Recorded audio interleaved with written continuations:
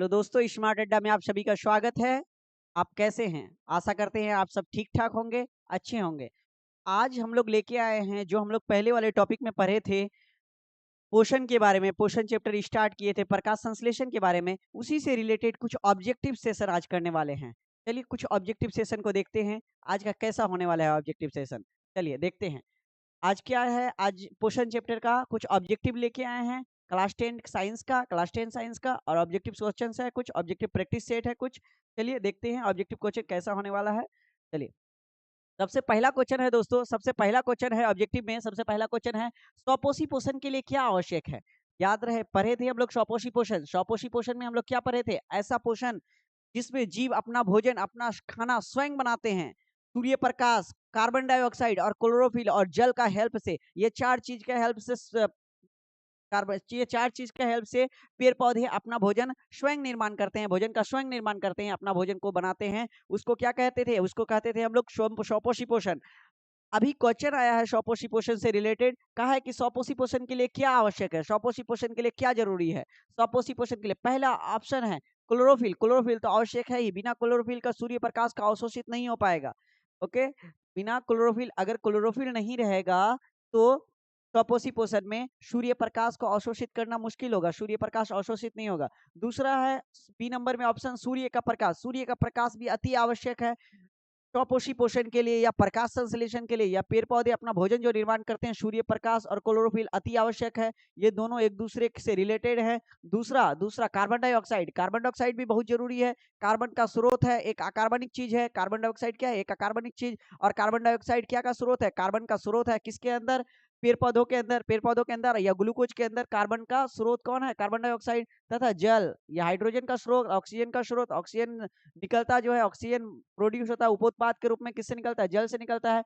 तो क्लोरोफिल, सूर्य का प्रकाश, carbon dioxide तथा जल, यहाँ पर ये चारों जरूरत है, चारों आवश्यक है, अति आवश्यक है स्वपोषी पोषण के लिए। तो इसका ऑप्शन क्या जाएगा? Option number D. डी में क्या है? डी में है उपर्युक्त सभी। उपर्युक्त का मतलब क्या है? ऊपर में जितना लिखा हुआ है सब सही है, उपर्युक्त सभी। तो इसका ऑप्शन, इसका सही ऑप्शन कौन सा होगा? इसका सही ऑप्शन डी नंबर होगा, डी नंबर, उपर्युक्त सभी में। दूसरा क्वेश्चन देख रहे हैं, दूसरा क्वेश्चन क्या कह रहा है? दूसरा क्वेश्चन कह रहा है प्रकाश संश्लेषण की क्रिया में ऑक्सीजन गैस कहाँ से बाहर निकलती है। हम हम जब प्रकाश संश्लेषण का अभिक्रिया पढ़ा रहे थे, अभिक्रिया के बारे पढ़ा रहे थे, तो वहां पर डिटेल किए थे कि प्रकाश संश्लेषण की क्रिया में ऑक्सीजन कहाँ से बाहर निकलती है। तो प्रकाश संश्लेषण की क्रिया में देखिए, कार्बन डाइऑक्साइड में भी CO2 रहता है, CO2 इसका फॉर्मूला है, लेकिन यहाँ से ऑक्सीजन बाहर नहीं निकलेगी। अब जो कार्बन डाइऑक्साइड मतलब ऑक्सीजन बाहर निकलती है, मतलब उसका मतलब समझे, जैसे CO2 प्लस H2O, ये क्या किया? प्रकाश संश्लेषण में भाग लिया और क्या बनाया? C6, सॉरी सॉरी बच्चों,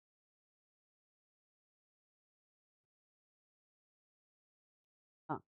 तो प्रकाश संश्लेषण में कौन कौन भाग लेता है? CO2, H2O,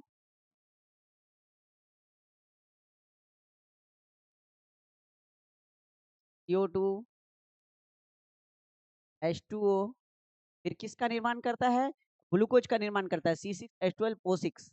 सूर्य प्रकाश से पत्तियों में सूर्य आती है और उससे क्या का निर्माण होता है? 6H12 और O6, H12O6। और साथ साथ में उपोत्पाद के रूप में किस कौन निकलता है? ऑक्सीजन निकलती है। उपोत्पाद के रूप में कौन निकलती है? ऑक्सीजन। तो ऑक्सीजन जो निकलती है, ये क्वेश्चन पूछा है यहाँ पर, ऑक्सीजन निम्न में से कहाँ से निकलती है? ये दोनों में से, दोनों में ऑक्सीजन मौजूद है, दोनों में ऑक्सीजन मौजूद है, तो दोनों में से किससे निकलती है? तो दोनों में से जल से निकलती है। कौन किस कहाँ से निकलती है? जल से। प्रकाश संश्लेषण की क्रिया में ऑक्सीजन का गैस कहाँ से बाहर निकलती है? कार्बन डाइऑक्साइड से। गलत नहीं, जल से, बिल्कुल सही, जल से। 3 नंबर ऑप्शन में है ग्लूकोज से। ग्लूकोज तो बनता है इस अभिक्रिया में, तो ग्लूकोज से कहाँ निकलेगी? ग्लूकोज तो बनता है इस अभिक्रिया में। ओके, पर्णहरित से। पर्णहरित से, पर्णहरित में ऑक्सीजन थोड़ी होता है, पर्णहरित एक वर्णक है, पर्णहरित एक वर्णक है, पर्णहरित एक वर्णक है। तो ये भी गलत आंसर है, ये भी रॉन्ग, ये भी रॉन्ग। जल से निकलती है। कहाँ से निकलती है? जल से। नेक्स्ट में क्लियर कर रहे हैं। नेक्स्ट में क्या है? 3 नंबर क्वेश्चन क्या कह रहा है? 3 नंबर क्वेश्चन कर रहा है प्रकाश संश्लेषण के बारे में, या ऑब्जेक्टिव में कह रहा है पौधों में प्रकाश संश्लेषण का स्थान कहाँ होता है? पौधों में प्रकाश संश्लेषण का स्थान कहाँ होता है? प्रकाश संश्लेषण का मतलब क्या होता है? प्रकाश संश्लेषण कैसी प्रक्रिया है? प्रकाश संश्लेषण ऐसी प्रक्रिया है जिसमें जिसके द्वारा पेड़ पौधे अपना भोजन का निर्माण करते हैं। क्लियर। तो प्रकाश संश्लेषण का जो स्थान होता है, प्रकाश संश्लेषण किस स्थान में होता है, कहां से होता है प्रकाश संश्लेषण, कहां पर? तो सबसे ए नंबर ऑप्शन में माइटोकॉन्ड्रिया में नहीं, जंतुओं में माइटोकॉन्ड्रिया में ऊर्जा का निर्माण होता है। माइटोकॉन्ड्रिया में पेड़ पौधों के अंदर प्रकाश संश्लेषण नहीं होता है। माइटोकॉन्ड्रिया में गलत जवाब नहीं। ल्यूकोप्लास्ट में बिल्कुल भी नहीं, ल्यूकोप्लास्ट में भी नहीं। ल्यूकोप्लास्ट क्या करने का कार्य करती है पेड़ पौधों के अंदर? पेड़ पौधों के अंदर उसका डिफरेंट काम होता है, दूसरा काम होता है पेड़ पौधों के अंदर। ये भी प्लेस्टिड है, लेकिन ल्यूकोप्लास्ट उसका काम नहीं करती है, प्रकाश संश्लेषण कराने का काम नहीं करती है। तीसरा नंबर ऑप्शन है सी नंबर ऑप्शन है, सी नंबर में ऑप्शन कहा गया है क्लोरोप्लास्ट में। क्लोरोप्लास्ट क्लोरोप्लास्ट क्या करती है? क्लोरोप्लास्ट को हिंदी में क्या कहा जाता है? हरित लवक। यही करेक्ट आंसर है, यही सही आंसर है। क्या करने का कार्य किया है? कब क्वेश्चन क्या पूछा है? पौधों में प्रकाश संश्लेषण, सॉरी सॉरी सॉरी,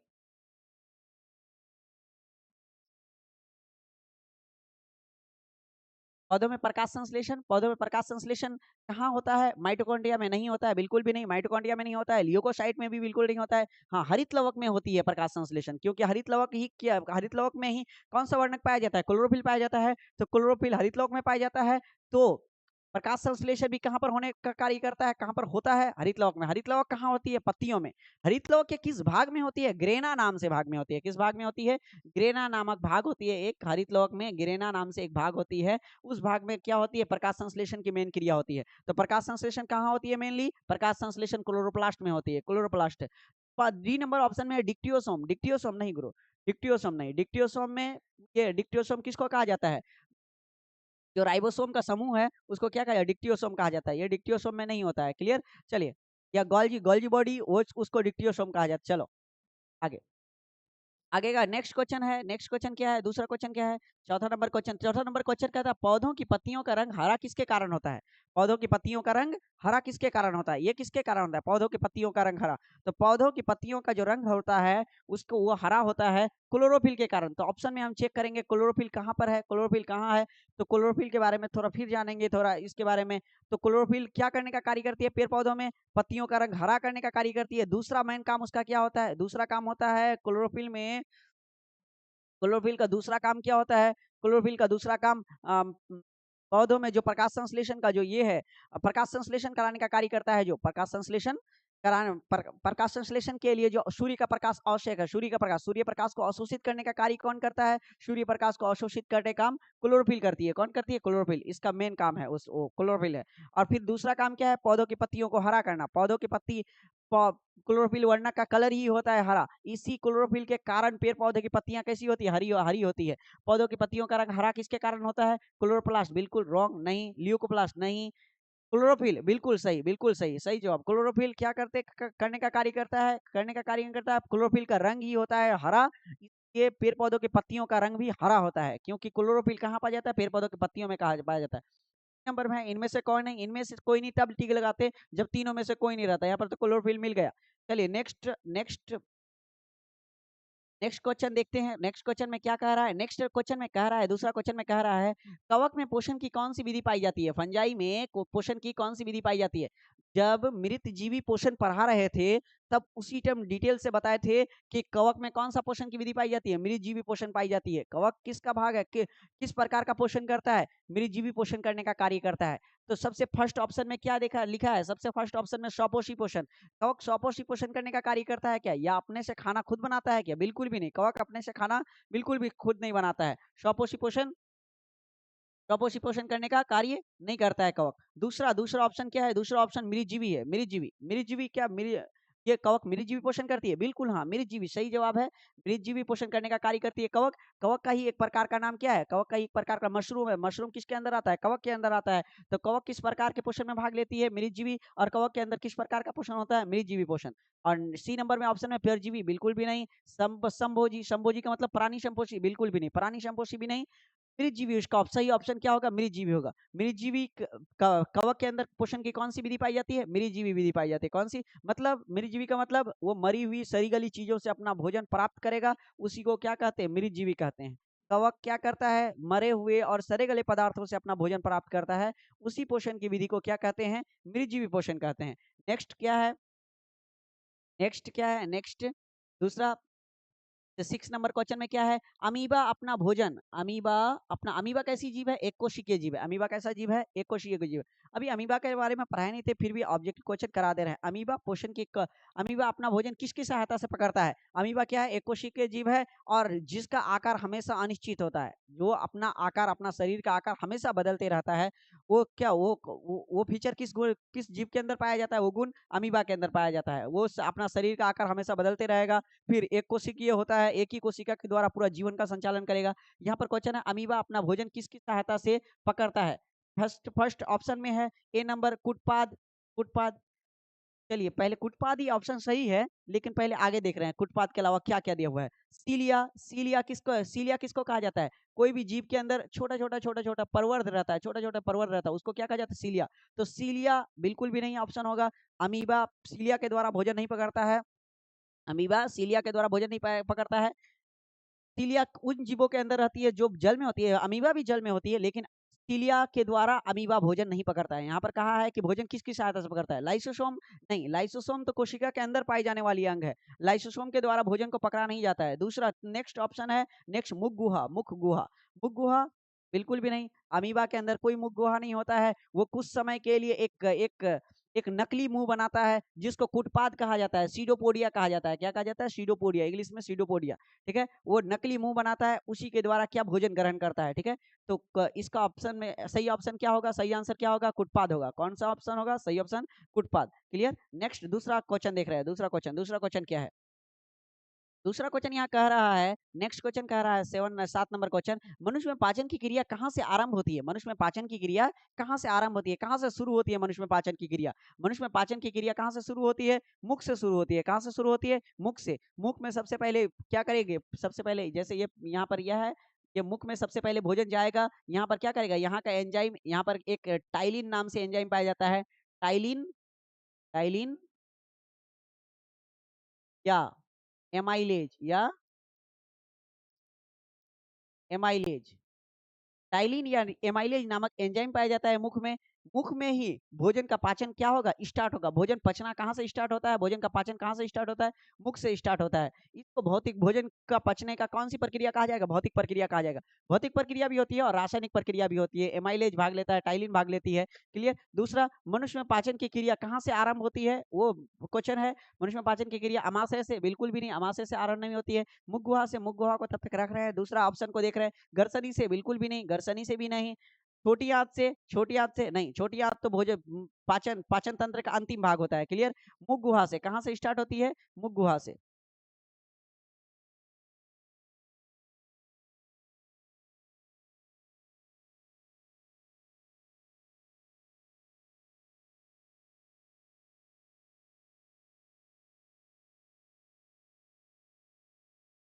हाँ, मनुष्य में पाचन की क्रिया का आरंभ कहाँ से होता है, आरंभ, शुरुआत कहाँ से होता है, मुख गुहा से। कहाँ से, मुख गुहा से। अब नेक्स्ट क्वेश्चन की ओर चल रहा है। नेक्स्ट क्वेश्चन क्या कह रहा है, मनुष्य के आहार नाल का सबसे लंबा भाग कौन सा है। मनुष्य का आहार नाल, आहार नाल का मतलब क्या होता है, जहाँ जिस अंग के द्वारा भोजन का मनुष्य के अंदर पाचन होता है, जैसे ये पूरा भाग इसको क्या कहेंगे, ये पूरा भाग को यहाँ से लेकर यहाँ तक को क्या कहेंगे, आहार नाल कहेंगे।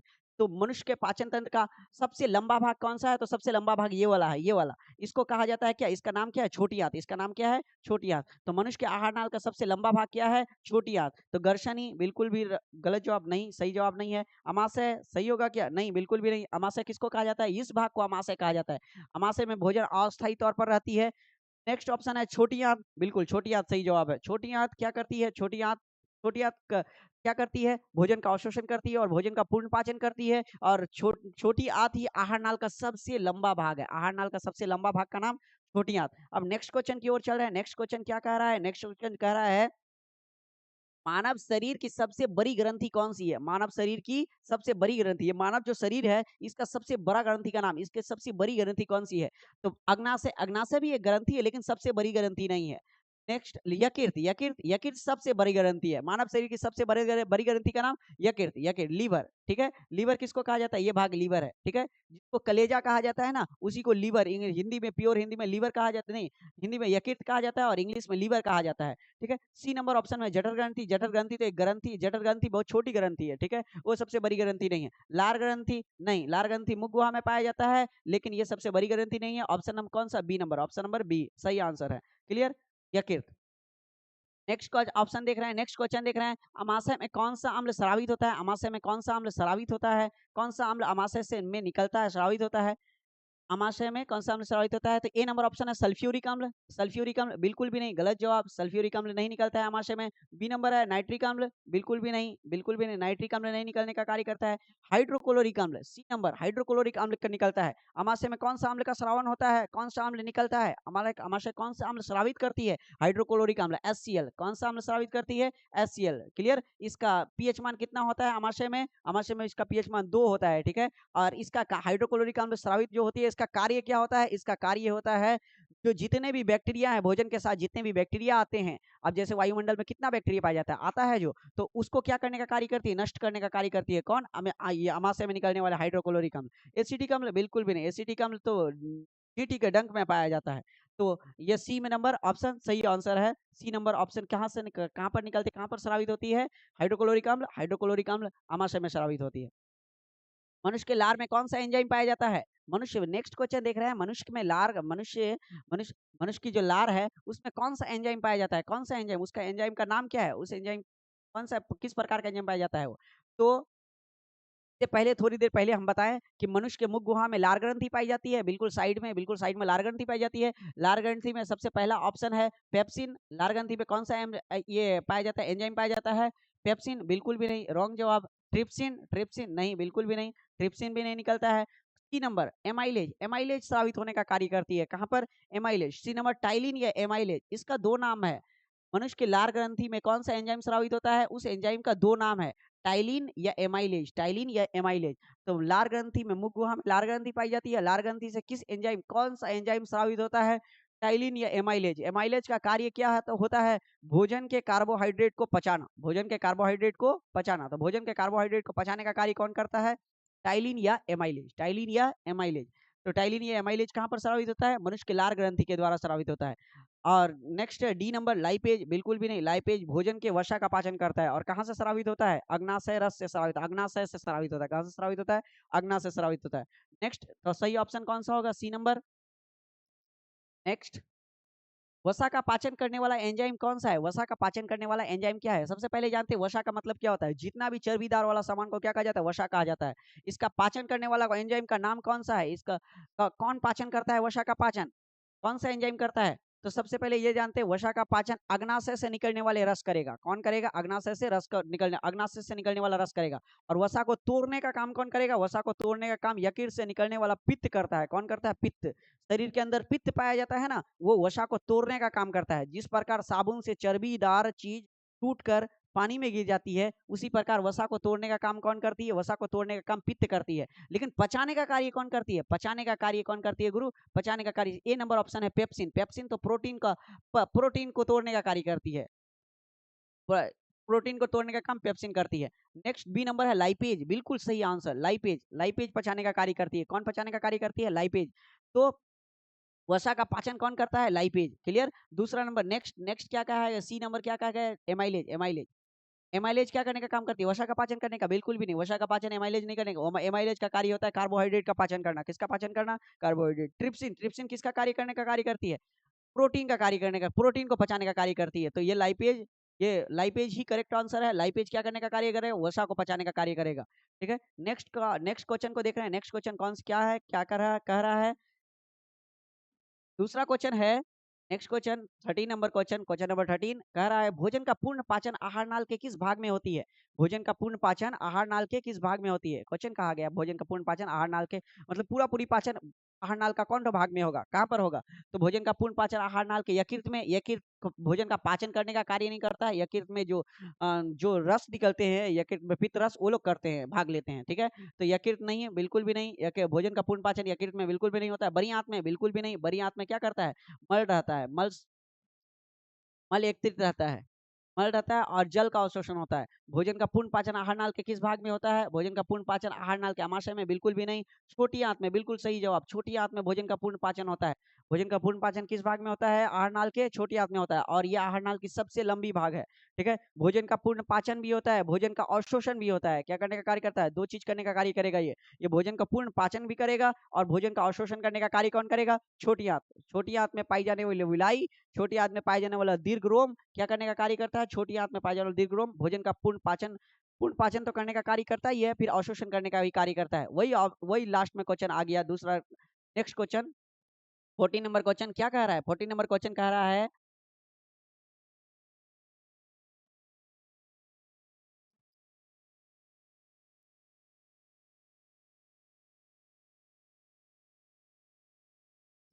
हाँ, 14 नंबर क्वेश्चन कह रहा है, ये 14 नंबर क्या क्वेश्चन क्या कह रहा है? कह रहा है कि पचे हुए भोजन का अवशोषण मुख्य रूप से कहाँ होता है? पचे हुए भोजन का अवशोषण मुख्य रूप से कहाँ होता है? ए नंबर ऑप्शन है मुख गुहा में, ए नंबर ऑप्शन है मुख गुहा में, बिल्कुल भी नहीं, गलत जवाब, मुख गुहा में नहीं। दूसरा नंबर बी नंबर कहा रहा है, बी नंबर आमाशय में, नहीं, बिल्कुल भी नहीं, आमाशय में भी बिल्कुल नहीं। पचे हुए भोजन का अवशोषण, अवशोषण का मतलब जो पच जाता है भोजन उसका एब्जॉर्प्शन, अवशोषण कहाँ होता है? तो छोटी आंत में, बिल्कुल सही जवाब, छोटी आंत में भोजन का जो पचे हुए भोजन का अवशोषण होता है, अवशोषण कराने का कार्य करता है, कौन करता है? छोटी आंत करता है। फिर नेक्स्ट है डी नंबर, बड़ी आंत में, बिल्कुल भी नहीं, बड़ी आंत में जल का अवशोषण होता है, बड़ी आंत में जल का अवशोषण होता है और बड़ी आंत में मल एकत्रित रहते हैं और छोटी आंत में भोजन का पूर्ण पाचन होता है और अवशोषण होता है। भोजन का पूर्ण पाचन और अवशोषण कहाँ होता है? छोटी आंत में होता है। क्लियर? तो सही जवाब इसका क्या है? सही जवाब है इसका छोटी आंत। क्या कौन सा है? छोटी आंत। क्लियर? चलिए, आज का क्लास इतना ही तक दोस्तों, आज का क्लास इतना ही तक। धन्यवाद क्लास करने के लिए, थैंक यू।